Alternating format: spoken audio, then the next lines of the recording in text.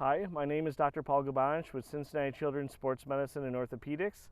In this module, we will review what concussions are, how often they happen, and who is most likely to sustain a concussion. Objectives. At the end of this module, you will be able to, number one, understand what a concussion is, how frequently it happens, and who is most likely to sustain a concussion. Number two, understand what happens to the brain during a concussive injury. Number three, recognize the signs and symptoms of concussion and know what to do when a concussion is suspected. Number four, understand why an athlete with signs and symptoms of concussion should not continue to play. Number five, know the risk factors for concussion injuries. Objective one, understand what a concussion is, how frequently it happens, and who is most likely to sustain a concussion. A concussion is a traumatic injury to the brain that can happen to athletes of all ages, genders, and sports. Approximately 2 to 4 million concussions happen each year related to sports activities.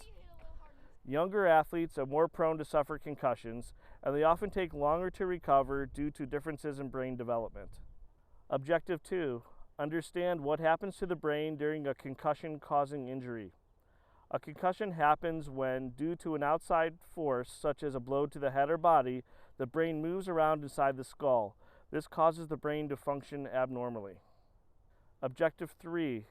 Recognize the signs and symptoms of concussion and know what to do when a concussion is suspected. Symptoms aren't always immediate and may change over time with activity. Symptoms may be very different from athlete to athlete and can last a few minutes to months. Concussions are invisible injuries. An athlete may look fine but still experience significant problems. An athlete does not have to be knocked out to suffer a concussive injury. 90% of those who sustain concussions don't lose consciousness. Headache is the most common symptom. An athlete may experience symptoms that others can't really see, including memory loss, dizziness, confusion, blurred vision, or sensitivity to light or sound.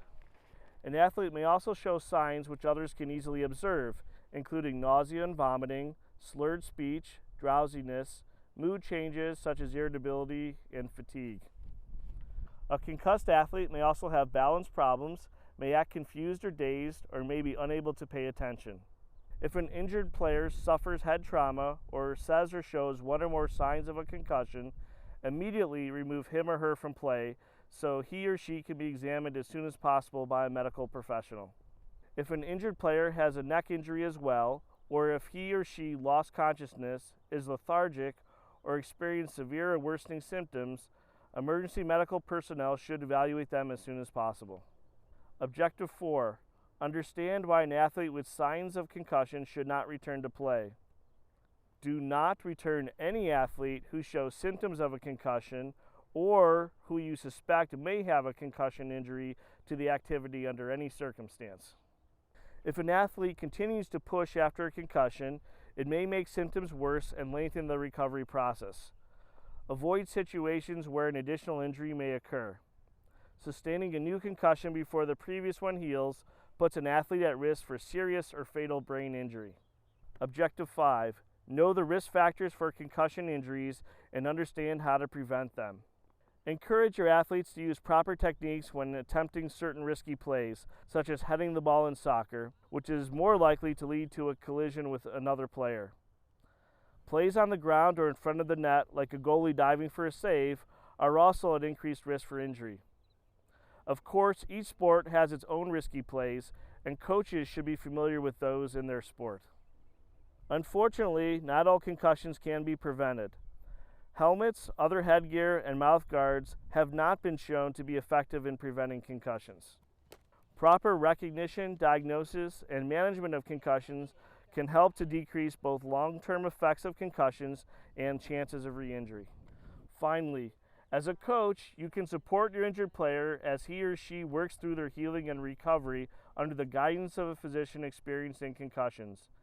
Managing the injury is a progressive process consisting of treating symptoms, returning to classes, and handling schoolwork, and ultimately getting back to physical activities and sports. Review of objectives. To review, we've covered what concussions are, how often they happen, and who is most likely to sustain a concussion. what happens to the brain during a concussive causing injury, signs and symptoms of concussion, and how to care for a young athlete who may have a concussion. We also covered risk factors, prevention, and returning to play after the injury.